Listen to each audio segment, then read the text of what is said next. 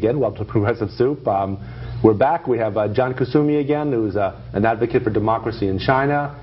We're going to start off with a little something about, we're going to diverge a little bit to healthcare for a minute, because we have one of our resident healthcare experts and occasional host, Emily Volpentesta, that knows a lot about what's going on in Italy and extended families in Italy and how it's very different than in America.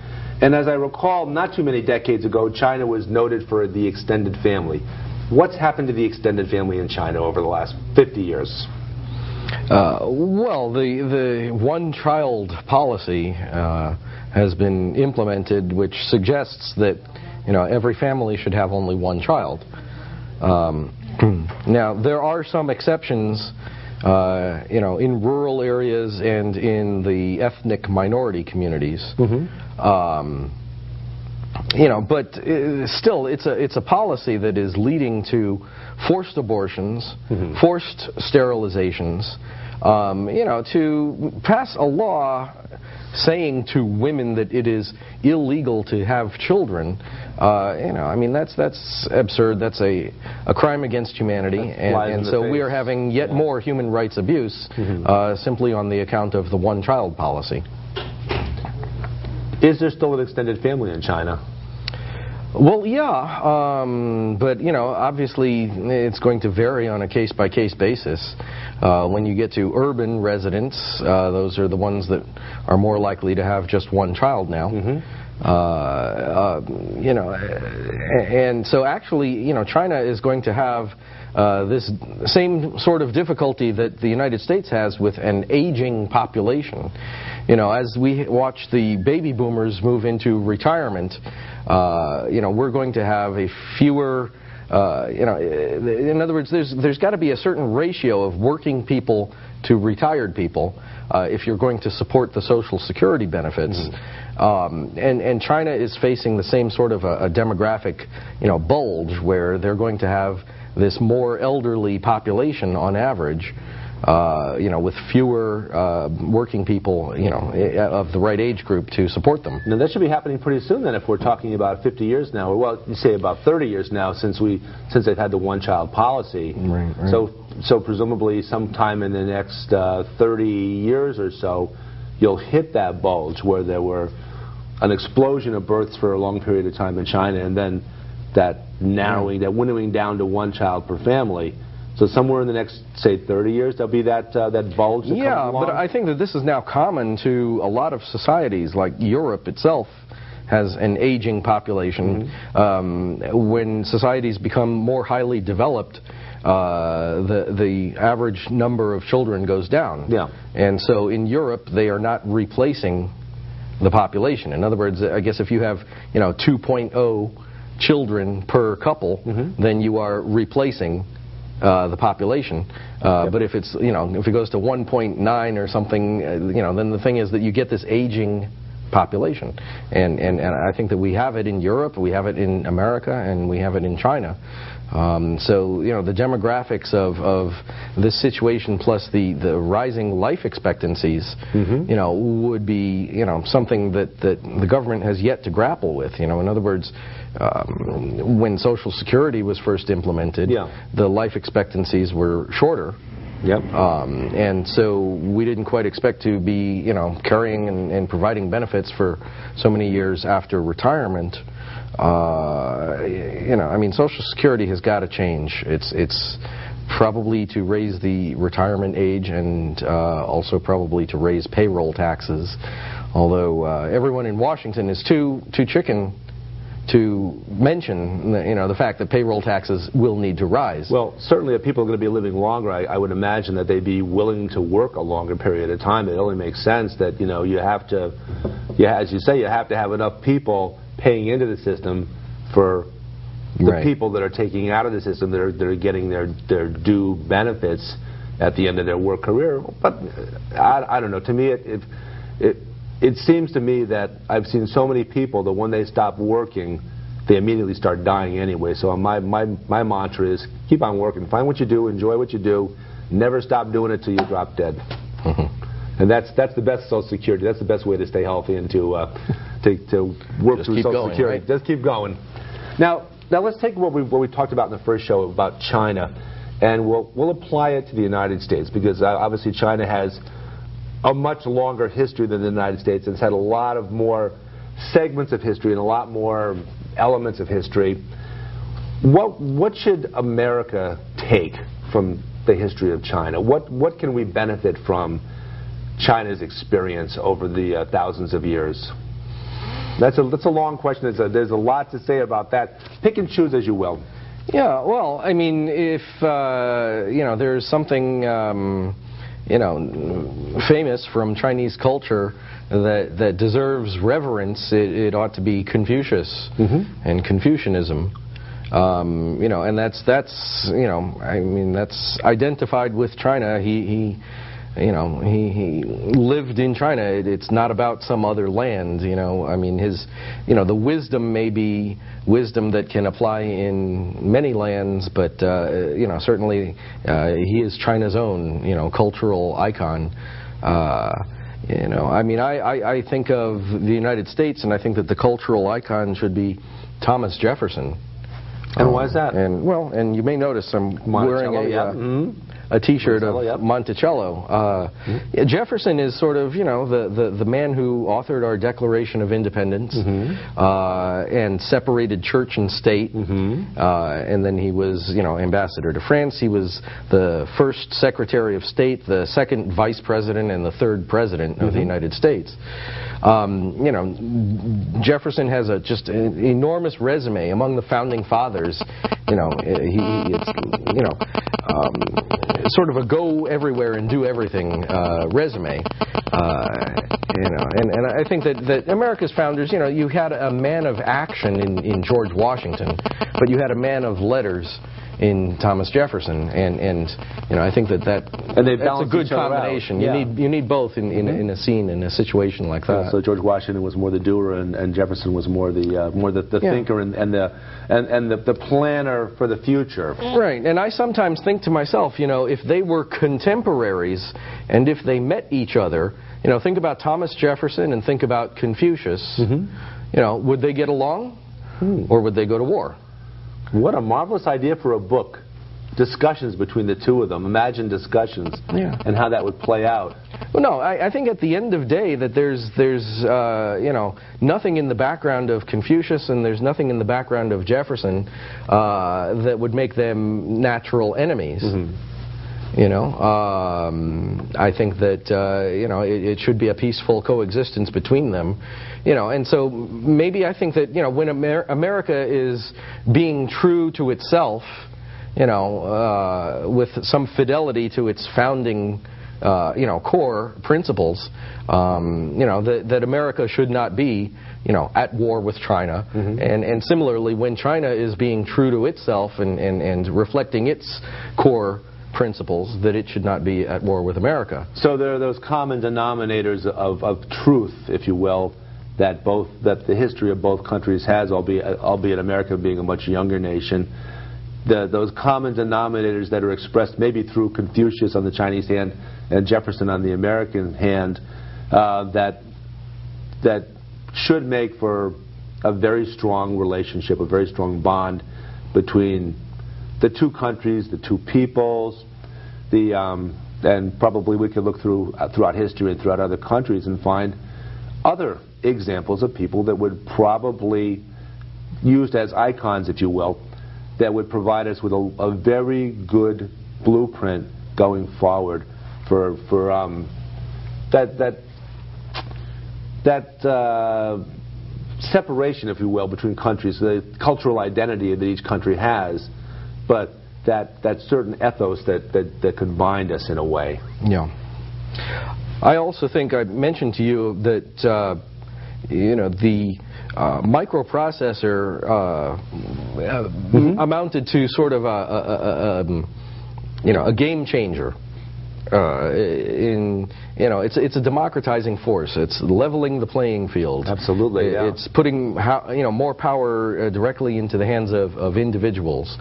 And so the information revolution and information explosion of contemporary times, this is hitting both America and China. In other words, there's a way to go around most gatekeepers in America now, and in China I think it's going to be likewise. You mentioned that in the first show, how there's a way to get China puts up this, what did you call it? What kind of wall? The Great Firewall of China? Yeah, the Great Firewall of China. And yet people seem to be finding a way over it, under it, through it, around it, in order to gain information. And I guess maybe Google hopefully is helping with that a little bit behind the scenes, but we don't know about that. We may never know, but however it happens, let it happen. Let people have access to information. Yeah, well, I was very pleased this year when Google took a stand and said, we are against this censorship. We're not willing to censor our search results anymore.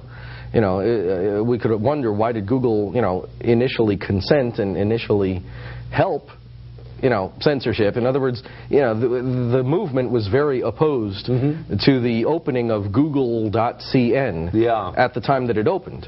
But now it looks like the pendulum has swung back in the other direction. That's welcome. I think that more firms ought to follow in Google's footsteps, and we've seen some of that because Network Solutions and GoDaddy both stopped selling domain names in China. The announcement came out around the same time as the Google announcement. It would be good if plenty of outfits would do likewise. I would enjoy seeing a divestment, really, from mainland China, an exodus, of those companies, especially if it's an information business, that depends upon the connectivity, and the integrity, and data integrity, accuracy and security. All of those are challenged by practices of the Communist Party, and it should be important to take a stand. Well, now, what if Dell stopped selling computers in China? Well, there was a rumor. I don't know if you caught in the news. Dell apparently had a meeting with the Prime Minister of India, and then the Prime Minister of India said, hey, Dell is going to close down in China. They've got like $5 billion worth of facilities in China and move those to India, but then Dell came out and denied it. All right, so it's sort of like the information was up on the Prime Minister's website briefly, and then it was taken down, and now everyone's saying nothing. But obviously Dell is keeping an eye on the circumstances of the business environment, because there's more than one thing. There are heavy-handed regulations from the government of China that tend to increase, the cost of doing business there. And there's even, like less expensive labor, if we think about it now. Communist Vietnam got a free trade deal from the neoliberal trade cartel of the United States. And so now with that free trade, companies can go to Vietnam and pay less money than they would have to pay to Chinese workers. I'm going to have to ask you to redefine, because there are a lot of terms on the show that I sort of understand and sort of don't, and there's a lot to learn. But you mentioned neoliberal. We hear the term neoconservative. I've heard the term neoliberal. Is there any separation between the two, or are they the same thing? If there's a separation, what is it? There really isn't much separation, but they arose separately and became known for different things. But I was thinking, if you and I were like, Rip Van Winkles, if we suppose that we were together in the 1980s and went to sleep, then we wake up, it's 20 years later. At this point, I think that Michael Moore said it very well when he said, dude, where's my country? And he could also add, dude, where's my economy? And where's the, civil liberties? There's a few things that are diminished in modern-day America. And changed within our lifetime, and some of it is good, and some of it is not good at all. But in the 1980s, you and I knew what was a liberal and what was a conservative. And all of a sudden, after the Cold War, what we hear is neoliberal and neoconservative. You know, and I think it's been foisted upon people. It's very much like political correctness. You know, I had never heard that term in the 1980s when I started my road in politics. And, you know, in fact, in the 1980s, no one had ever used the term Generation X. I knew that I was young. But some, you know, marketing person or some Madison Avenue person came along later and started using the term Generation X that became applied to this age group. But, you know, the thing is that, you know, you'd never heard of that. You had never heard of political correctness. What's the whole idea behind political correctness? Is the idea that we no longer have a two-party thing? There's no longer two answers. There's just one correct answer? You know, in other words, to me, it sounds like we're taking a two-party system and turning it into a one-party system. Ah, okay. Now I'm hearing my friend Ralph Nader speaking. Yeah, well, Nader likes to talk about the monolith, the one-party system where they pretty much cooperate and keep each other in power for the purpose of keeping themselves in power. Right. And that's kind of dangerous. I think that the prefix neo has come about, and it basically means sold out. So that you have neoliberals who are sold out liberals, and you have neoconservatives who are sold out conservatives. Seems to be that's an apt description of it. The only thing in common is that they're sold out. You know, I mean, the neoliberal is the word that I applied to this trade agenda. All right, so this, you know, trading. And we've got to have a trade agreement with everywhere. That's the neoliberals' trade agenda.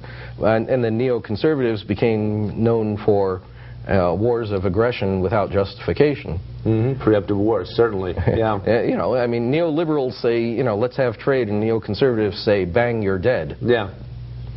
And they seem to be going hand in hand on a lot of things. I mean, there's a lot of they seem to tolerate each other. Well, yeah, that's the thing. They're not really opposed to each other because at the heart of it, they're sold out. Period. And so there's your so the end commonality between neoliberal and neoconservative. Whatever their end game is, whatever the end result they're looking for, which I guess is promulgating their own agendas, they're willing to tolerate the other ones.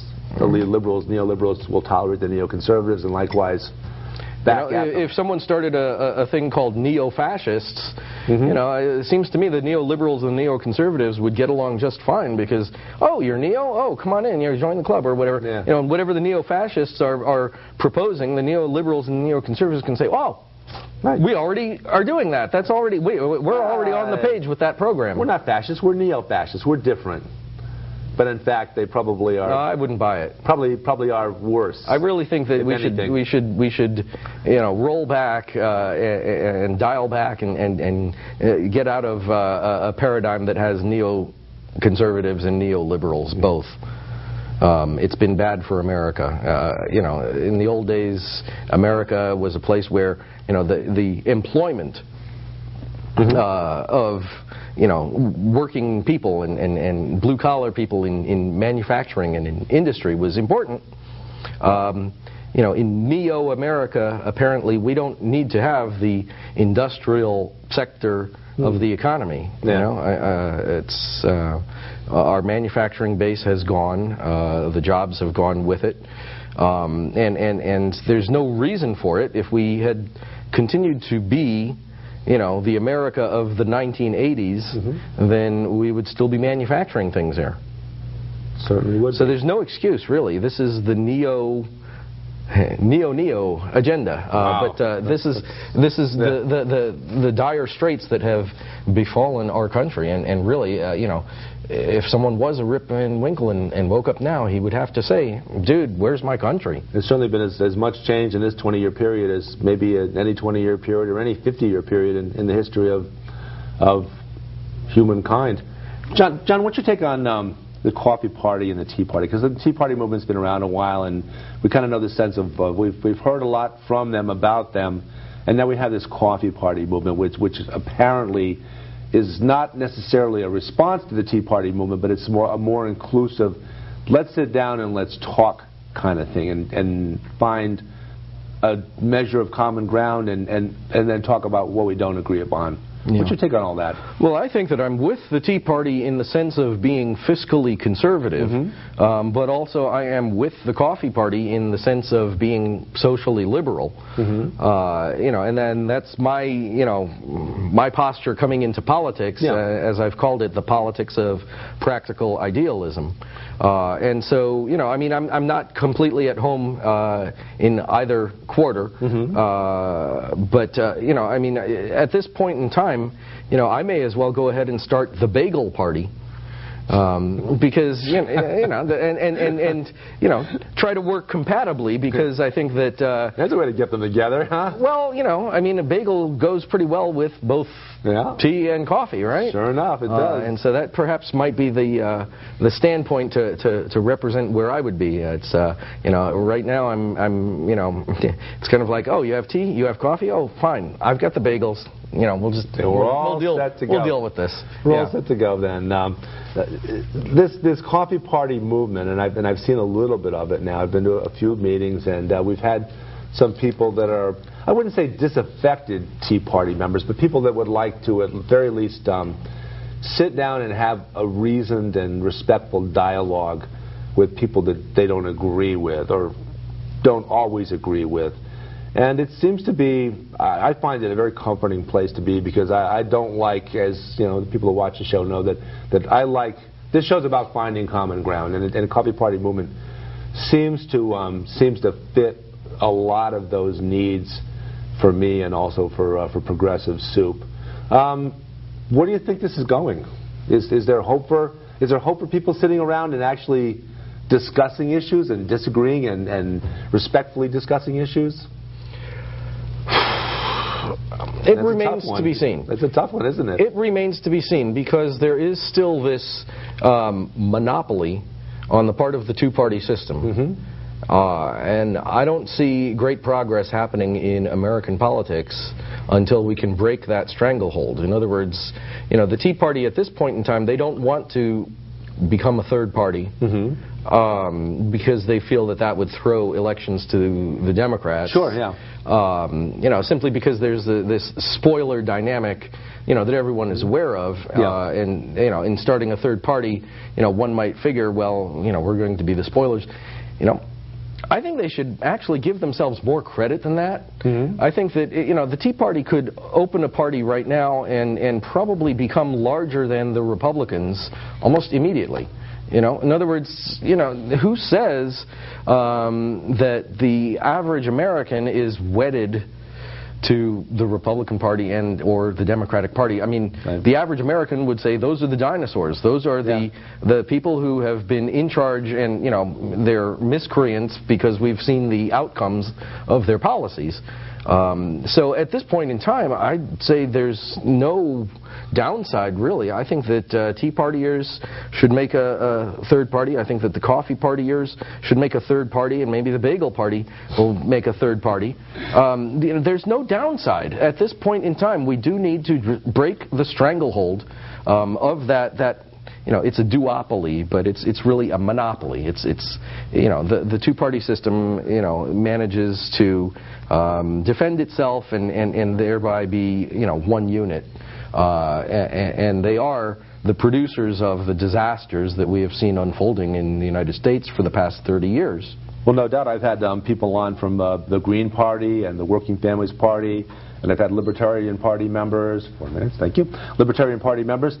And found a lot of good things about all of them. And maybe there's some way to combine elements of those groups, those diverse groups, into a coalition, and maybe take out the Democrats and the Republicans and start fresh with some new parties. I mean, American history shows that parties don't last forever, and they crop up periodically. The Republican Party is only 1850s thereabout that they emerged, and they were the anti-slavery party, and of course it changed quite a bit since then, particularly when they embraced the Dixiecrats after the Democratic Party pushed them away.